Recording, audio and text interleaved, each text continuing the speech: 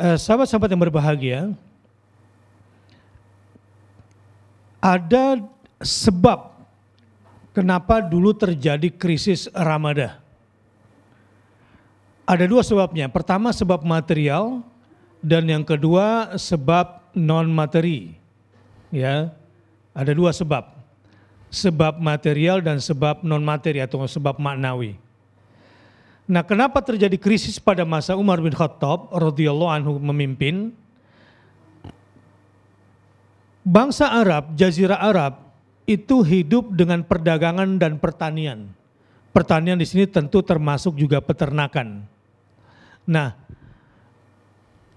perdagangan dan pertanian serta peternakan ini merupakan sumber kehidupan atau pencarian ekonominya bangsa Arab di Jazirah Arab pada masa itu.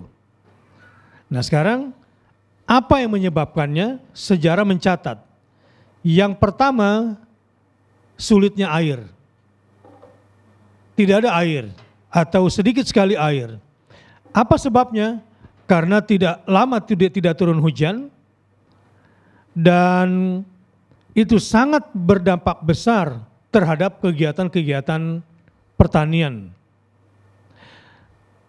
Jadi yang pertama adalah karena sulitnya mendapatkan air. Sedangkan faktor kedua adalah berdampak terhadap kegiatan perdagangan bangsa Arab, yaitu munculnya wabah pes. Wabah pes di negeri Syam. Ada epidemi, di mana banyak orang yang meninggal dalam wabah tersebut sehingga manusia sibuk terhadap diri mereka. Sedangkan para pedagang yang mondar-mandir ke Syam menjadi berhenti dari melakukan aktivitas. Setelah mereka mendengar tersebarnya penyakit atau epidemi yang ada di Syam. Ini salah satu dari dua dari faktor kenapa terjadi Ramadah di masa kepemimpinan Umar bin Khattab radhiyallahu anhu.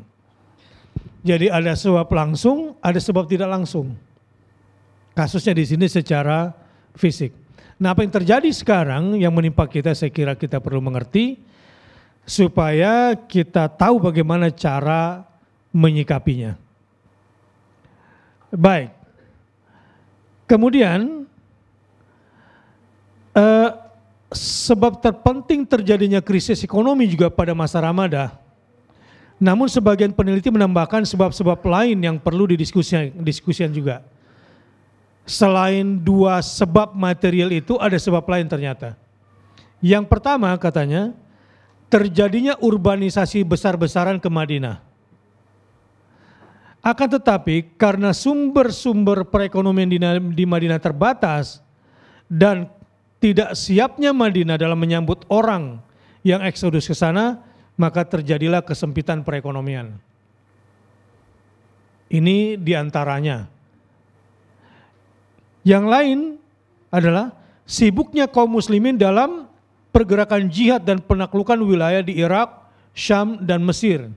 Juga menyumbang sebab sedikitnya perhatian terhadap pertanian dan sumber-sumber air dan tempat penggembalaan ternak. Wah, ini kalau begini bahaya juga kita nih. Sawah-sawah dijualin. Iya.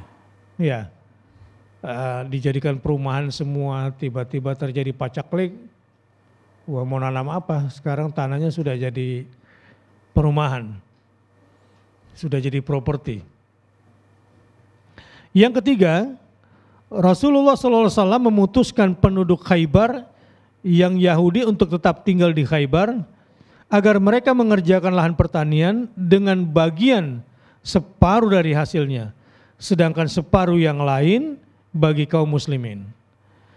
Di mana sebab yang mendorong Rasulullah memperlakukan hal ini adalah bahwa kaum muslimin sibuk dengan jihad dan menyebarkan dakwah, sehingga mereka tidak memiliki waktu atau tidak adanya jumlah tenaga pekerja yang mencukupi untuk menggarap lahan pertanian di Khaybar.